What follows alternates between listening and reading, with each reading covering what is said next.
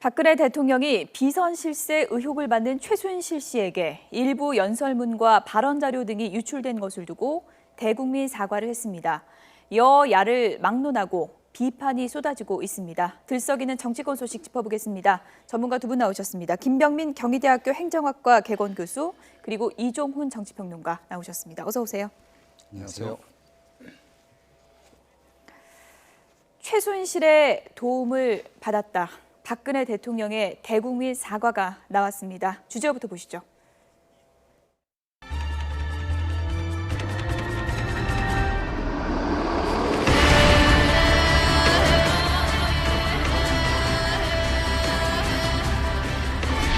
철저하게 진상을 규명해야 합니다. 최순실 게이트를 덮으려는 순실 개헌이자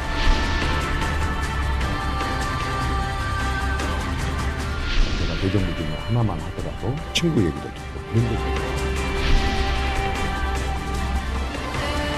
최순실 씨는 과거 제가 어려움을 겪을 때 도와준 인연으로 일부 연설물이나 홍보물도 같은 맥락에서 표현 등에서 도움을 받은 적이 있습니다. 국민 여러분께 깊이 사과드립니다.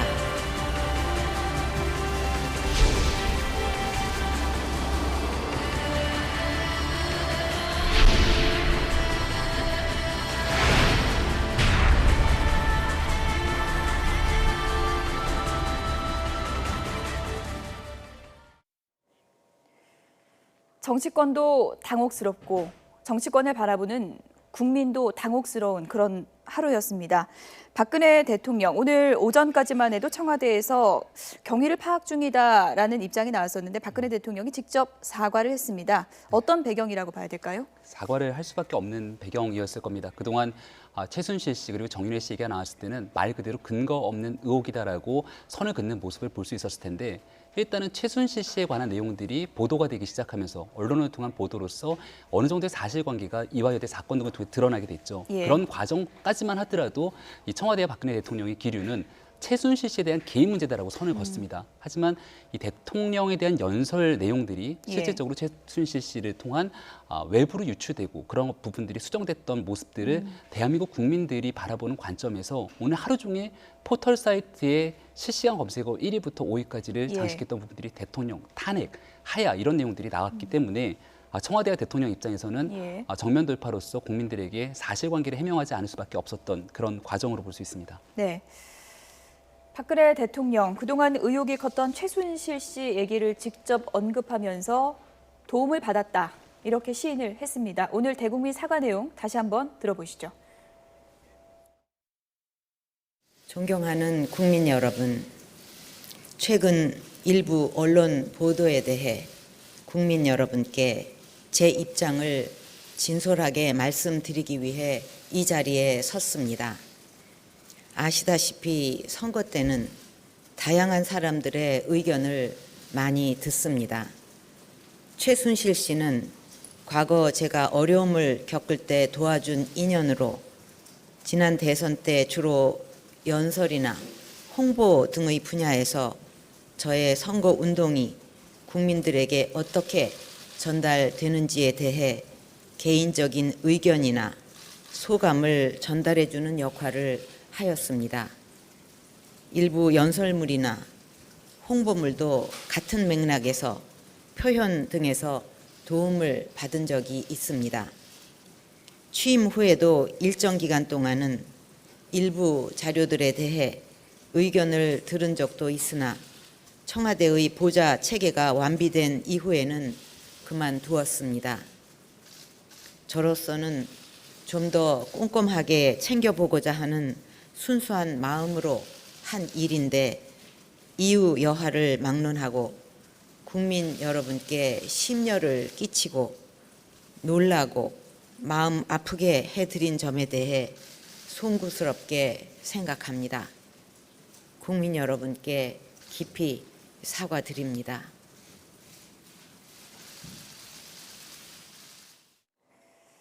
네.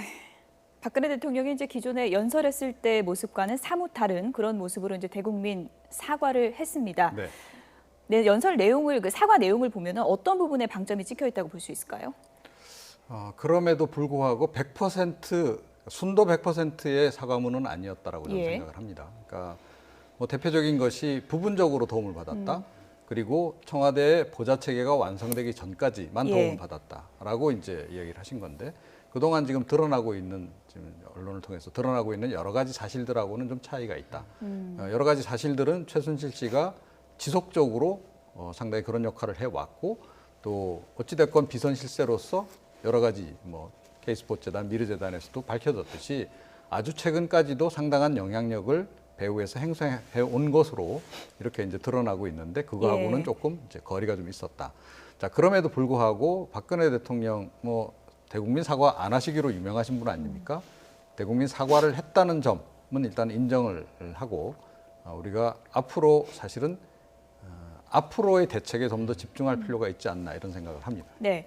오전에 청와대 입장이 이제 바로 안 나오고 계속 경위 파악 중이라고 하니까 도대체 이 문제에 대해서 청와대 관계자들은 어디까지 누구까지 알고 있었던 부분인가? 청와대가 지금 어떻게 돌아가고 있는 건가? 많은 분들이 의아했을 것 같아요. 거기에 대해서 그 국민들이 갖고 있는 불편한 마음, 불만들이 훨씬 더 크다라고 예. 얘기 드릴 수 있는 게 얼마 전에 이제 그 국정감사 자리에서 이원종 청와대 비서실장이 예. 나와서 했던 얘기들을 듣게 되면 이원종 실장의 말투나 표정, 행동으로 봤을 때는 실제 몰랐을 수도 있겠다라는 생각이 듭니다.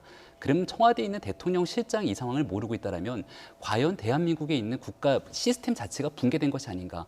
누군가가 아주 대통령과 가까운 측근에 의해서 대한민국 청와대가 갖고 있는 시스템 전체를 예. 사실상 농락당했다고도 볼 수 있는 상황이기 때문에 결국은 그 사람들이 좁혀질 수밖에 없는 사람들. 그동안 우리가 문고리 권력으로 불렀던 3인방, 정우성, 이재만, 안봉근 이 세 사람에 의해서 혹시나 이 사람들이 외부에 있는 지금 현재 대한민국 권력 시스템 내에서 어떤 공권력도 갖고 있지 않은 최순실 씨에게 대통령에게 보고한 것과 똑같은 내용의 형태의 문건들을 예. 가지고 보고했던 상황들이 이루어졌다라면 이건 심각한 국기문란 상태가 아닐 수 없기 때문에 여기 대해서 국민들이 지금 굉장히 허탈한 마음을 갖고 예. 있는 거고요.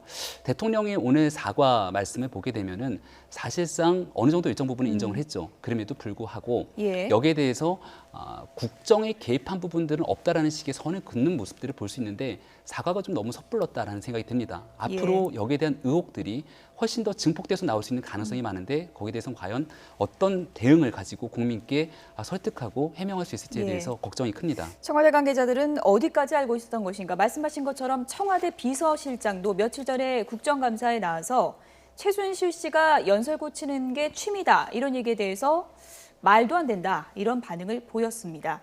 그 당시의 상황 얘기를 다시 한번 좀 들어보시죠. 최근 언론에는 최순실 씨가 제일 좋아하는 것은 연설문 고치는 일이다. 대통령의 연설문을 일일이 고친다는 뜻이다라는 보도가 나왔습니다. 그 말씀 들었을 때 정상적인 사람이라면 믿을 사람이 있겠습니까? 그거는 처음에 저도 기사 봤을 때 실소를 금치 못했습니다. 중요도도 그러니와 지금 시스템으로 성립 자체가 안 되는 얘기죠. 최순실 씨가 청와대까지 영향력을 행사했다는 주장입니다. 이게 가능한가요? 실제로 어떤 상황인지 조사를 해보셨는지요? 아니 봉건 시대에도 있을 수 없는 얘기가 어떻게 그런 것이 밖으로 활자화되는지 정말 개탄스럽습니다. 그거는 사실 입에 올리기도 싫은 성립이 안 되는 얘기입니다. 네, 봉건 시대에도 있을 수 없는 일이라고 했는데 지금은 상황이 좀 달라진 것 같습니다. 정말 몰랐다면 이걸 어떻게 해석을 해야 됩니까? 정말 몰랐다고 해도 큰 문제죠. 예. 그리고 정말 몰랐을까? 이것도 다시 한번 의문을 갖게 됩니다. 그러니까 전날에 이제 질문을 보면 이제 새누리당에 그것도 청와대에서 근무했던 민경욱 의원이 질문을 했고 비서실장이 이제 답변을 하면서 전면 부인하는 이제 이런 모습을 보였는데 뭐 이걸 흔히 정치권에서는 이제 잘 짜여진 기획에 따른 질의응답이라고 얘기를 하죠. 그러니까 사전에 조율해서 예. 청와대의 이제 그 부인성 발언을 하게 하기 위한 그런 질의였다라고 생각이 되는데 자 그런데 이게 지금 며칠 사이에 완전히 지금 사실이 아니었다라는 것이 이제 드러난 그런 그 결과였다는 거죠. 이원정 실장이 정말로 이 최순실 씨와 관련한 여러 가지 의혹들을 전혀 몰랐을까? 저는 그렇게 생각하지는 않습니다. 아마 듣고는 알았을 겁니다. 그리고 어느 정도 낌새는 눈치를 챘을 것이다. 그러나 자세한 진상은 몰랐을 가능성이 굉장히 높지 않나 이렇게 생각을 하고요. 예. 그러니까 사실은 청와대 안에서도 이원정 실장 비롯해서 나머지 수석 그리고 뭐 그 이하 비서관 행정관들 가운데서 정말로 최순실 씨가 실제로 어떤 일을 하고 있는지 정확하게 알고 있는 사람들은 극소수에 불과하지 않았나. 그러니까 문고리 3인방 이른바 그리고 십상시라고 이야기되는 그런 예. 정도만 제대로 알고 있었고 나머지들은 사실은 실제로 어떻게 돌아가는지에 대해서는 정확하게 몰랐던 것 예. 같다. 그럼에도 불구하고 이 관련한 의혹들은 계속 청와대 주변에서 얘기가 나오고 있었다. 이제 보니 이런 말씀을 좀 드리고 싶네요. 박근혜 대통령이 이제 핵심적인 부분은 인정을 했습니다. 유출된 부분 그리고 최순실 씨의 도움을 받은 부분은 인정을 했는데 이 부분에 대해서 앞으로 이제 조사가 이루어진다면 유출을 직접 한 당사자 이 부분에 대해서도 좀 철저한 조사가 이루어져야 되는 부분이겠죠. 그렇죠. 예. 일단은 야당 입장에서는 대통령도 수사 대상이 될 수 있다라고 예. 얘기를 하고 있고, 그리고 이제 여당의 일부 입장에서도 더 이상 특검은 불가피하다. 그러니까 특검을 앞으로 갈 수도 있고 또 국정조사도 갈 수 있고 할 수 있는 모든 형태의 노력을 동원해서 최순실 씨에 대한 수사를 강행하게 될 텐데 이 최순실 씨와 얽혀 있는 말 그대로 문건 유출에 대해서 핵심 당사자로 지목될 수 있는 사람들 예. 아마 아까 말씀드렸던 바와 같이 일단은 안봉근 그리고 정호성 이런 비서관들이 아마 핵심 당사자들이 될 것 같은데 여기에 대한 조사 수사는 불가피해 보입니다. 뭐 현재로서는 우리가 과거의 전례들이 있지 않습니까?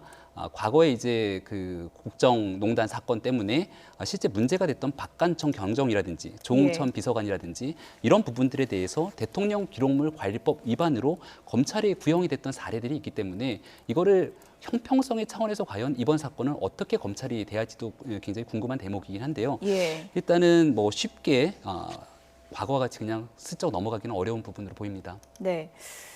이번 문건 유출 파문과 관련해서 언론에서는 계속 이제 보도가 나오고 있습니다. 뭐 당선인 시절에 이명박 전 대통령과의 뭐 독대 시나리오도 지금 문제가 되고 있는 부분이 보도가 되고 있는데요.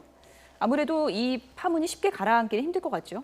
예, 그렇습니다. 예. 그러니까 뭐 이제 상황이 이렇게 되고 보니 언론들도 이제는 말할 수 있다. 그래서 그동안 이제 첩보 차원에서 얻었던 정보들을 이제 마구 네. 보도를 좀 하기 시작하는데 저는 언론도 굉장히 비겁하다라고 생각합니다. 이제까지 예. 침묵하다가 이제서야 이렇게 JTBC에서 이제 입수한 문건과 관련해서 오늘 이제 보도를 했는데, 네, 그러니까 JTBC가 보도한 내용은 어제 보도한 내용은 그야말로 일부에 불과한 거죠. 예. 연설문 위주로 이제 보도를 한 거고. 이제 오늘 보도한 내용이 저희가 이제 그래픽으로 준비를 했는데, 네. 2012년 12월 28일 박근혜 당시 이제 당선인이 이명박 전 대통령과 이제 독대를 할 때 이 독대 시나리오도 최순실 씨한테 미리 받았다는 거 아니겠습니까? 그렇죠. 그러니까 독대 예. 시나리오뿐만 아니고요. 전체 그 파일 오늘 그 사진으로 공개된 내용들을 보게 되면 상당히 광범위합니다. 예를 들어서 뭐 청와대 모임이 있는데 참석하는 국회의원이 어떤 사람들이고 명단이라든가 뭐 이런 것조차도 지금 다 지금 이제 나오고 있는 그런 그 상황이고요. 심지어 예. 박근혜 대통령 휴가 관련한 사진까지도 다 이제 이렇게 먼저 그쪽에서 가지고 있었다는 거 아니겠습니까? 예.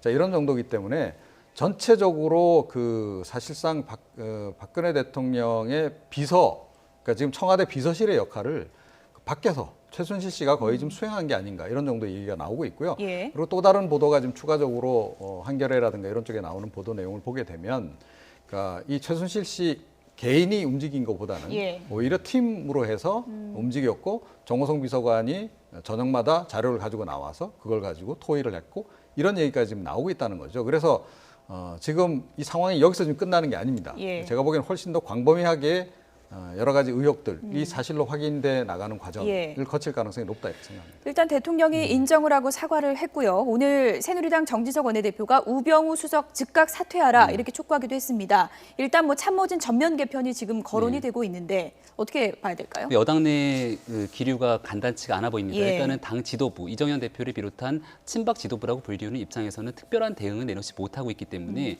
아무래도 정지석 원내대표가 먼저 선제적으로 이와 같은 조치를 취한 것으로 보입니다. 예. 또 비박계 일부 진영에서는 한 발 더 나가서 대통령 탈당까지 요구하고 있는 상황이기 때문에 내년도 대통령 선거를 앞두고 새누리당 입장에서는 지금 거의 핵폭탄급의 굉장히 큰 재난과 같은 재앙을 맞은 상황으로 볼 수 있습니다. 예. 이 사태를 그냥 단순하게 엄청 넘어간다라고 한다면 새누리당 입장에서는 정말 다시는 회복하기 어려운 상황에 놓일 수 있기 때문에 예. 어떤 방식으로는 정리를 하고 가야 되는데 이제 두 가지의 가능성이 있어 보입니다.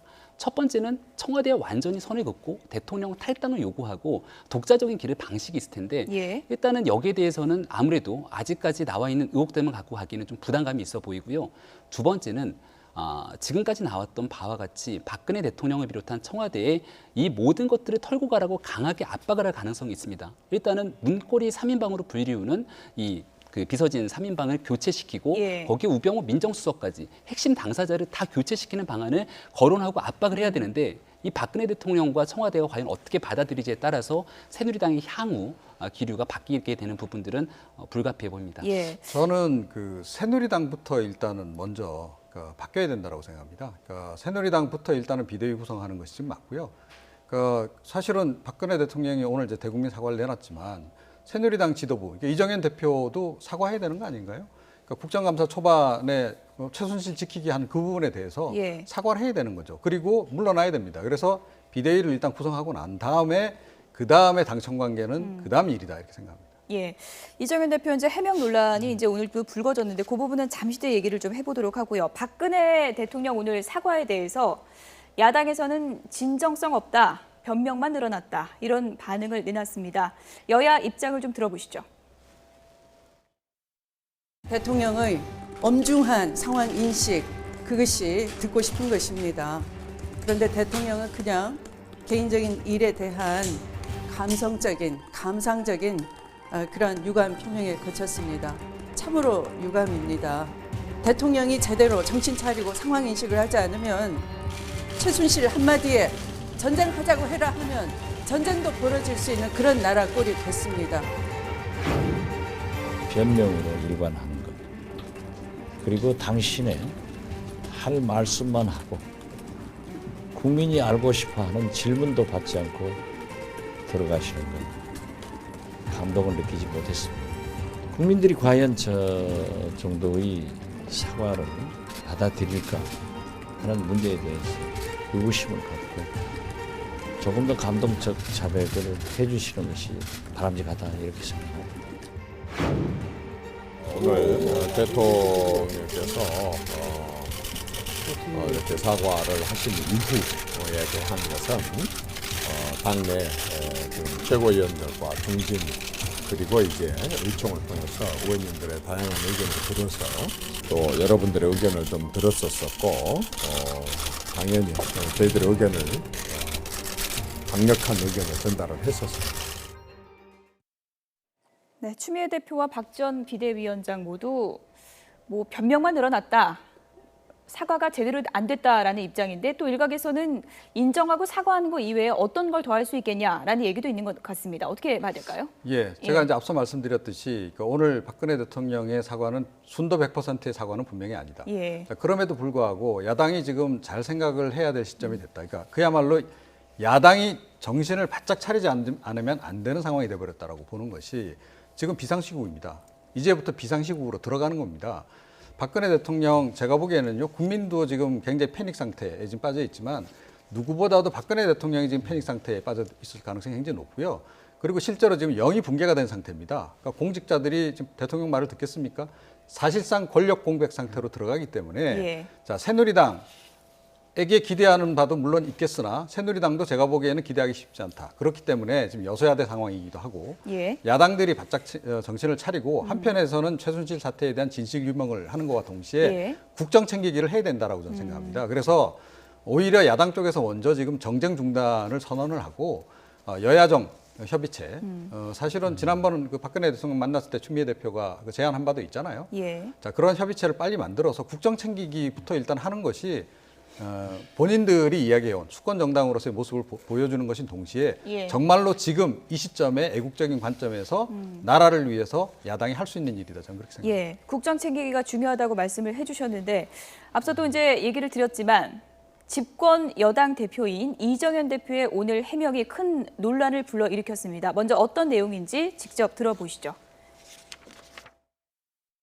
제가 대정부 질문 하나만 하더라도 아주 다양하게 언론인 얘기도 듣고 문학인 얘기도 듣고 완전 일반 상인 얘기도 듣고 친구 얘기도 듣고 그런데 이제 늘 우리 같이 많이 연설을 하게 되고 글을 많이 쓴 사람의 경우에는 그런 부분들을 이제 자기하고 이렇게 맞는 경우도 뭐 있을 수도 있고 그래서 하여튼 경위를 잘 모르겠어요. 일단 연유 경위를 먼저 정확하게 들어보고 지금 상황에 대해서 너무 좀 안이한 인식 아닌가 그렇게 생각하고 당 지도부가 지난 전당대 이후에 지금 오늘까지 보여준 모습은 실망의 연속이고요.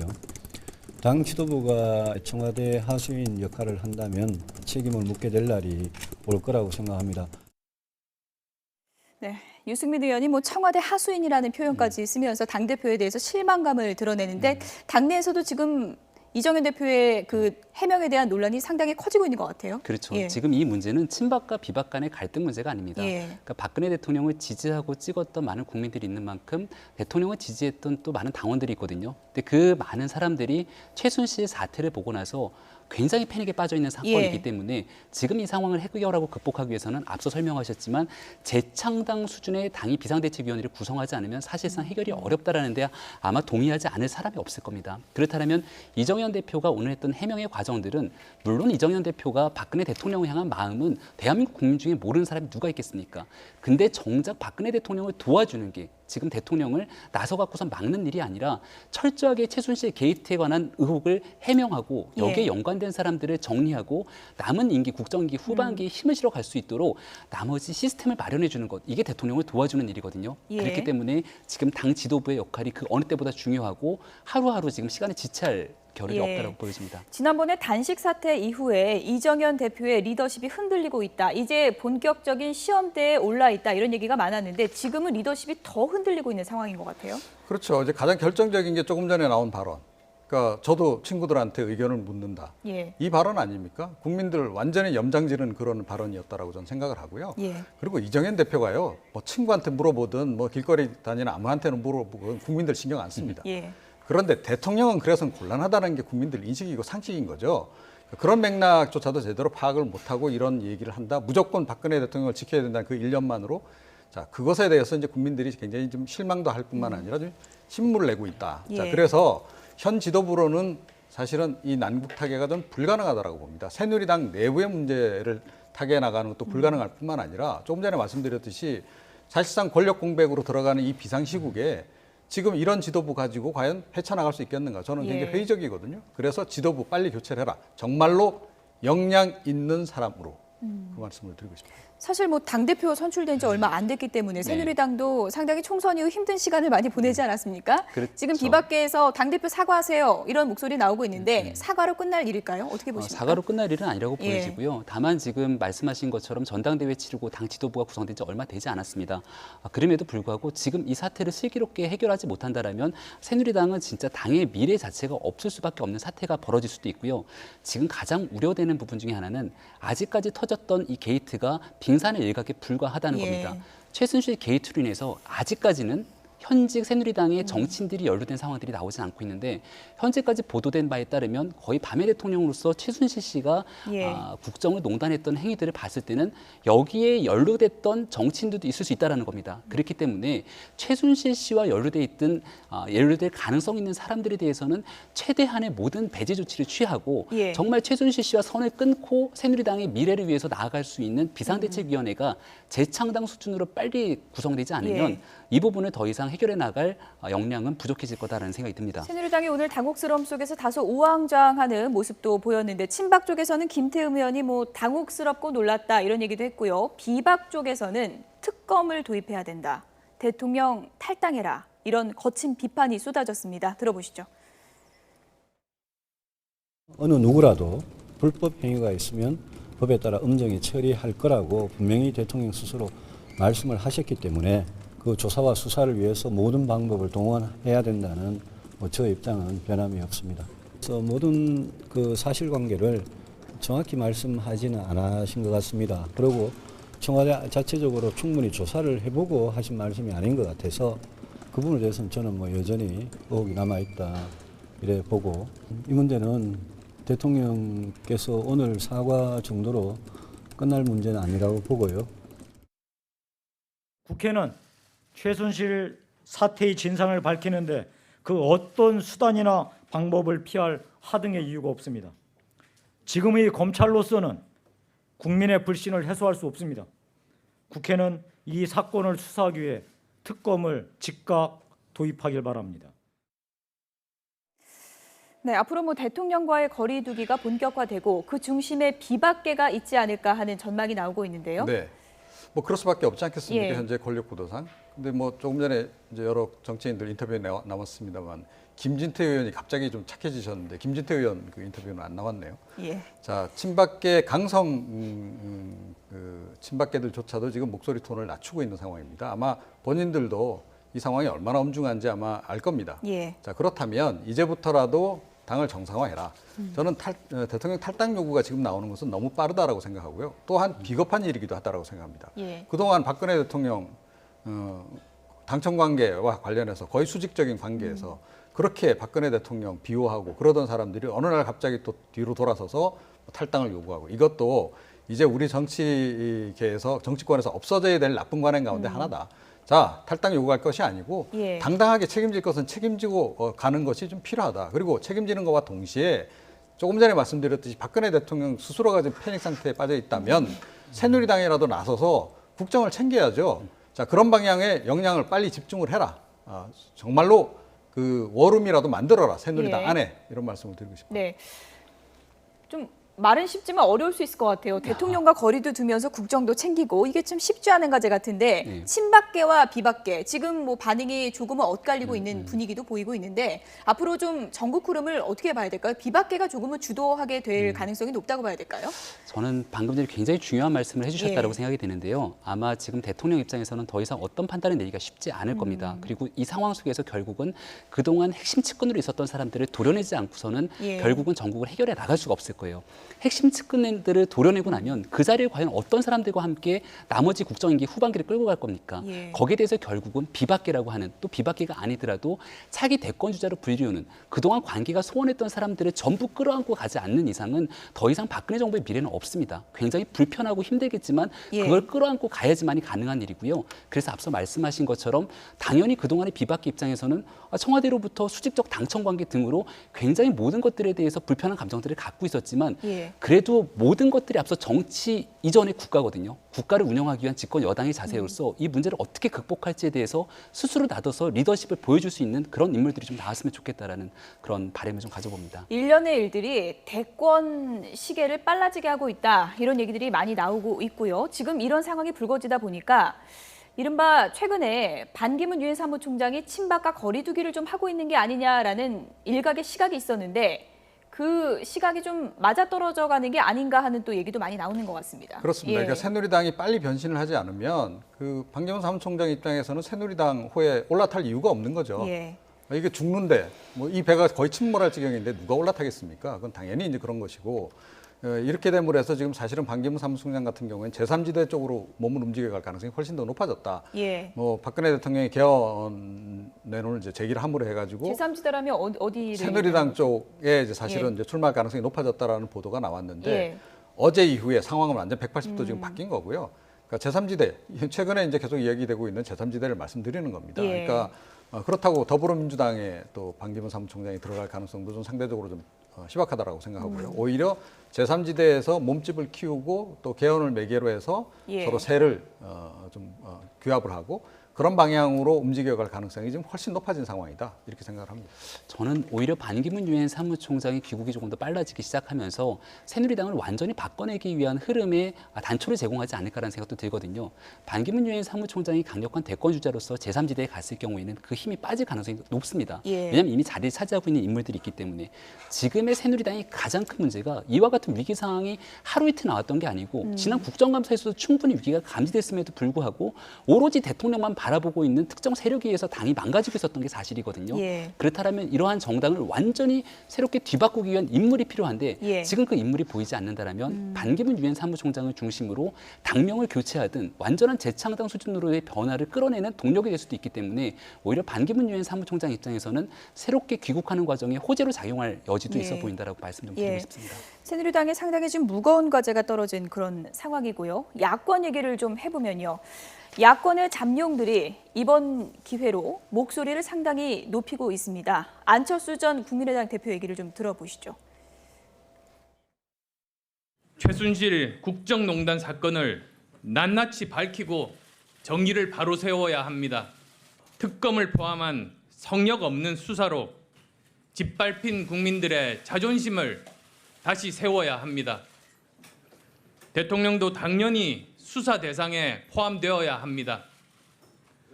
청와대 비서진을 전면 교체하고 내각은 총사퇴해야 합니다. 안철수 전 대표 목소리 들어보셨고요. 문재인 전 대표도 오늘 입장을 발표했는데요. 최순실 게이트는 대통령의 비리다. 그리고 당장 청와대를 압수수색해서 의혹을 밝혀야 한다. 이런 목소리를 냈습니다. 야권의 유력 대선 주자 2명의 입장을 저희가 이제 살펴봤는데 어떻게 보면 이번 사안이 야권의 잠룡들의 발언권을 키울 수 있는 그들의 입장에서는 호재가 될 수 있는 건가요? 어떻게 봐야 될까요? 뭐 그렇게들 판단을 예. 내릴 거라고 생각을 합니다. 그런데 이 국민들이 지금 굉장히 냉정하게 상황을 보고 있다는 걸 좀 잘 알아야 된다라고 보고요. 그러니까 정말로 지금이야말로 책임이 있는 리더가 지금 필요한 시점이 된 겁니다. 예. 자, 이때 누가 과연 책임 있는 리더의 모습을 보여주느냐.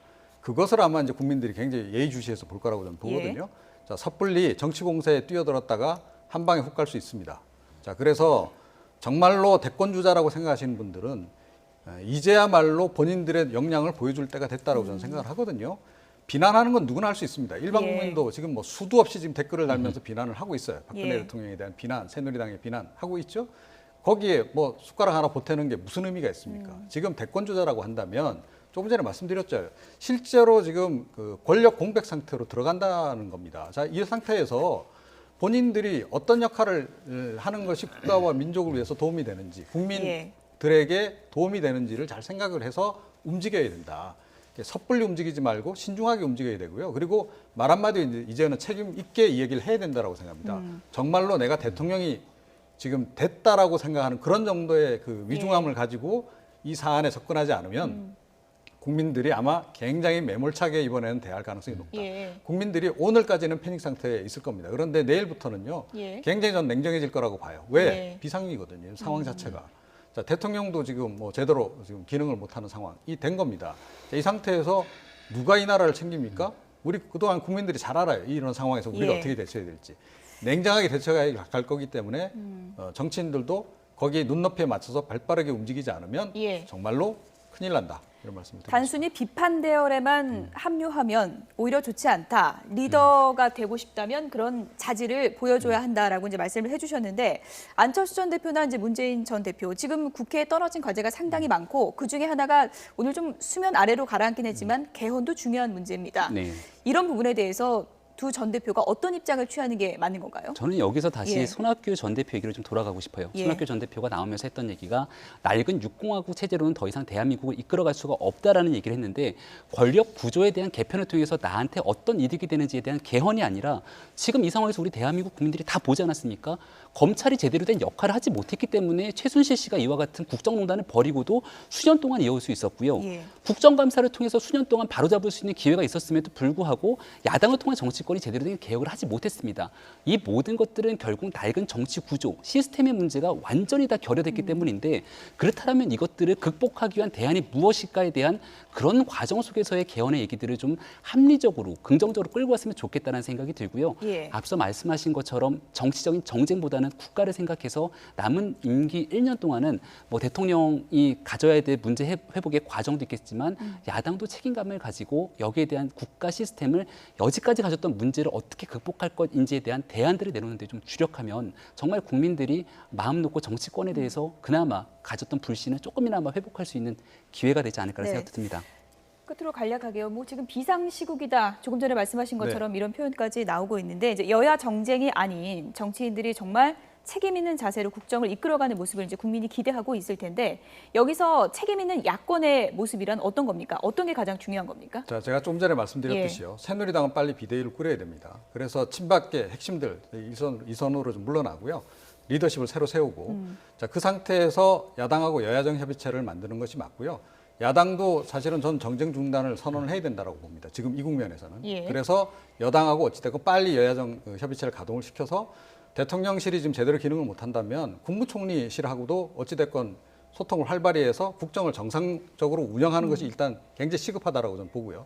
그 상태에서 사실은 비상내각, 그러니까 비상거국내각 문제를 박근혜 대통령과 여야 대표가 만나서 정말 심각하게 한번 토의를 할 필요는 있다라고 생각합니다. 네, 쉽진 않겠지만 내일부터는 정치권에서 좀 국민이 희망을 찾을 수 있었으면 좋겠습니다. 지금까지 두 분과 얘기 나눠봤습니다. 김병민 경희대학교 행정학과 개건교수 그리고 이종훈 정치평론가 두 분이었습니다. 고맙습니다.